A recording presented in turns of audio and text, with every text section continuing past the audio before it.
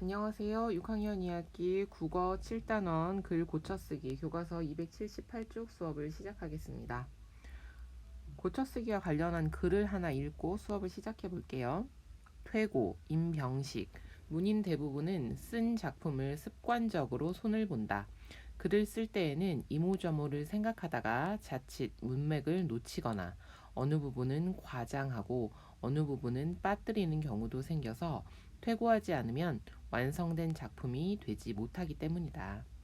퇴고를 하다 보면 무슨 어휘가 걸리던지 하다못해 오탈자 하나라도 발견되기 마련인 것이다. 나 또한 글을 쓴 다음에는 반드시 고쳐쓰기 수순을 밟게 된다. 순서는 문맥이 잘 통하는지, 첨삭 부분은 없는지, 오탈자는 없는지를 살핀다.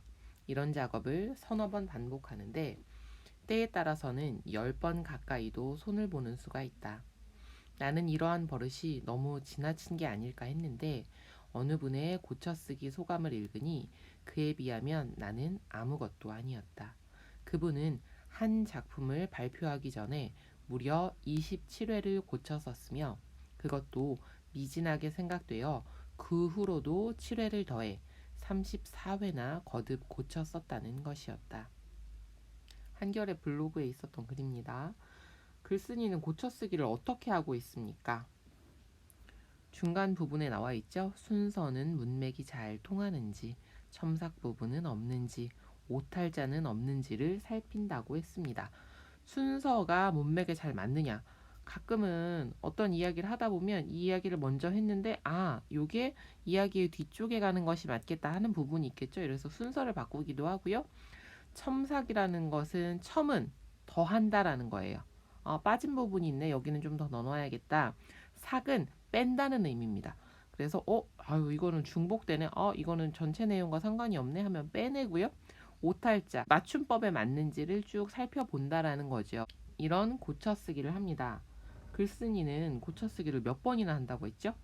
보통은 서너 번 반복하는데 10번 가까이도 한다. 그래서 이거 나 너무 많이 고치는 거 아니야 라고 생각을 했는데 어떤 사람은 몇 번 고치기도 한데요. 34회나 거듭했다는 이야기도 들은 적이 있다라고 했습니다. 지난 시간에 고쳐쓰기는 왜 하느냐라는 질문을 우리가 같이 얘기해봤죠. 왜 합니까? 글이 좋아지기 위해서. 그래서 고쳐쓰기는 한번 딱 하면 끝나는 게 아니라 계속해서 더 나은 글을 위해서 하는 겁니다. 이번 시간에는요, 구체적으로 글을 고쳐 쓰는 방법을 배워보는 그런 수업을 하도록 하겠습니다. 교과서로 갈게요. 278쪽 글을 고쳐 쓰는 방법 알기. 1. 고쳐 써야 할 부분을 생각하며 다른 사람을 존중하자를 읽어봅시다. 나는 어떻게 고쳤을까 한번 생각하면서 같이 읽어봅시다. 다른 사람을 존중하자. 요즘 많은 어린이가 이야기할 때 은어나 비속어를 사용했다. 국립국어원 조사에 따르면 조사 대상 초등학생의 93%가 비속어를 사용한 적이 있다고 한다. 만약 학생 10명이 있기 때문에 적어도 9명은 비속어를 사용한 적이 있는 것이다. 비속어가 아닌 고운말을 사용해야 하는 까닭은 무엇일까? 고운말을 사용하면 서로 존중하는 마음을 전할 수 있다. 흔히 말이 눈에 보이지 않는 마음임을 표현할 때 말은 마음의 거울이라는 격언을 흔히 말이 눈에 보이지 않는 마음임을 표현할 때 말은 마음의 거울이라는 격언을 사용한다. 고운말을 사용해야 하는 것은 어린이만이 아니다. 존중하는 마음이 없다면 고운말도 나오지 않는다. 고운말은 다른 사람을 존중하는 마음을 전할 수 있게 하고 다른 사람과 대화를 원활하게 할 수 있게 한다. 또 무조건 고운말을 사용하는 것만이 우리말을 아름답게 가꾸고 지키는 일이다. 이제라도 고운말을 사용하는 바른 언어 습관을 기르려고 노력하면 좋을 수도 있다. 고운말을 사용하면 다른 사람과 원활하게 대화할 수 있다. 은어나 비속어는 대화를 어렵게 하고 오해를 불러일으킨다. 단순히 재미있으려고 은어나 비속어를 사용했다가 친구들끼리 투쟁으로 이어지는 경우도 있고 어른과 어린이의 일상적인 대화가 어려워지는 경우도 있다. 고운말을 사용하면 친구 관계가 좋아진다. 말은 우리 민족의 혼이 담긴 소중한 문화유산이다. 은어나 비속어를 사용한다면 그것이 우리 후손에게 그대로 전해질 것이다. 고운말을 사용해 아름다운 우리말을 지켜야 한다. 들어보니까 어때요? 슬슬 잘 읽힙니까? 뭔가 좀 아이고 이거 이렇게 쓰면 안 되는데 하는 부분들이 여러 군데 보이죠? 그러면 한번 이 글 가지고요. 글을 예쁘게 다듬어서 좋은 글로 만들어 봅시다. 279쪽 2번 1의 글을 읽고 글 수준에서 고쳐 쓰는 방법을 알아봅시다. 고쳐 쓰기 할 때는요. 여러 수준에서 우리가 글을 볼 수 있어요. 글 전체의 수준을 가지고도 얘기해 볼 수 있고요. 전체 흐름에 맞는가? 부족하거나 빠진 것은 없는가? 또 문단 수준에서 문단은 어떻게 구성이 되어 있죠? 중심 문장과 뒷받침 문장들이 되어 있잖아요. 이게 중심 문장과 뒷받침 문장이 그 문단 안에서 잘 어울리게 되어 있는가. 중심 문장과 뒷받침 문장이 서로 다른 내용을 이야기하면 안 되니까. 그리고 더 세세하게 들어가면 이제 문장이나 문단에서 뭐 틀린 단어나 문장의 호응 관계나 이런 것까지도 우리가 살펴볼 수 있습니다. 이번에서는요. 그중 첫 번째 글 수준에서 고쳐 쓰는 방법을 한번 정리해 볼 겁니다. 괄호 1. 글쓴이가 이 글을 쓴 목적은 무엇인지 말해보세요.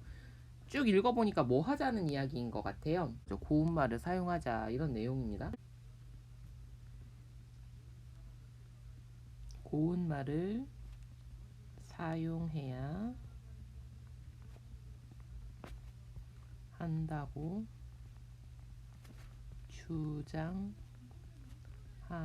주장하려는 것이다. 정보를 전달하려는 글인지 다른 사람을 설득하려는 글인지 생각해보자. 글쓴이가 말하려는 것은 무엇일까? 이거는 뭐예요? 주장하는 글, 설득하는 글이죠. 이렇게 합시다 하는 글. 괄호 2. 제목을 알맞게 바꾸어 말해보세요. 글쓴이가 전달하고자 하는 것, 말하고자 하는 내용이 잘 드러나는 제목을 써주면 좋겠죠. 고운말을 사용하자라는 거니까 그걸 제목으로 하면 될 것 같습니다. 고운말을 사용하자. 제목은 글쓴이의 생각을 나타내거나 글 내용과 관련해 궁금증을 불러일으키는 것으로 정할 수 있어요. 이렇게 제목을 바꾸면 처음 제목은 뭐였어요? 다른 사람을 존중하자라는 거였는데 이 글은 이제 아무래도 왜 그렇게 정했겠어요? 고운말을 사용하는 게 다른 사람을 존중하는 방법 중에 하나니까. 그런데 글 전체가 고운말에 집중되어 있으니까 우리는 이 전체 글을 대표할 수 있는 제목을 정해보는 거죠. 괄호 3. 그래서 더하거나 뺄 내용을 써보세요. 어떤 것들을 좀 더 넣고 또 어떤 것들은 불필요해서 이제 지워야 되는지 그걸 한번 생각해 봅시다. 이 더하거나 뺀다라는 것을 우리가 다른 말로 첨삭한다라고 합니다. 인터넷 매체에서 비속어를 접하는 학생들의 실태 추가하기. 이건 더할 내용이고요. 또 어떤 거? 전체 주제와 맞지 않는 내용들은 빼줘야겠죠?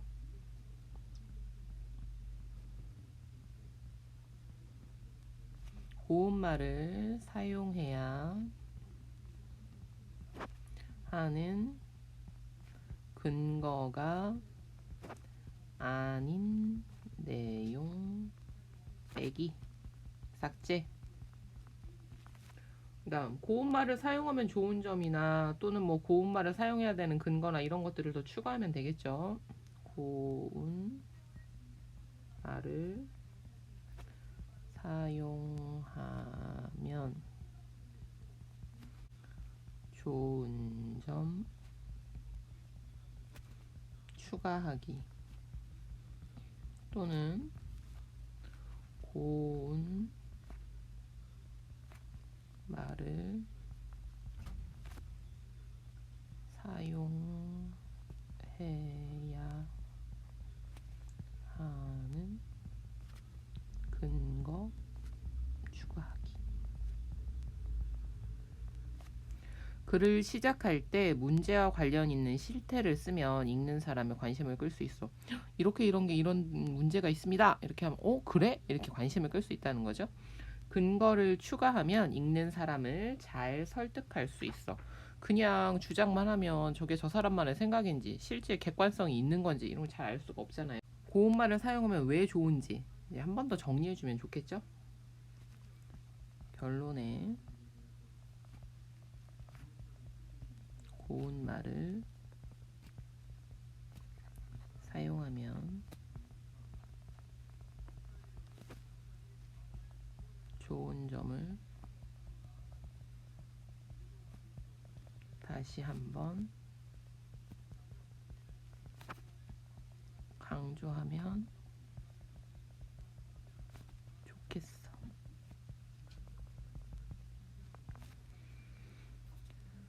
오늘은 글을 읽고 글 수준에서 고쳐쓰기를 해봤습니다. 다음 차시에서는요, 이제 문장, 문단 수준에서 글 고쳐쓰기를 더 해봅시다. 오늘도 수고 많았습니다. 다음 시간에 만나요.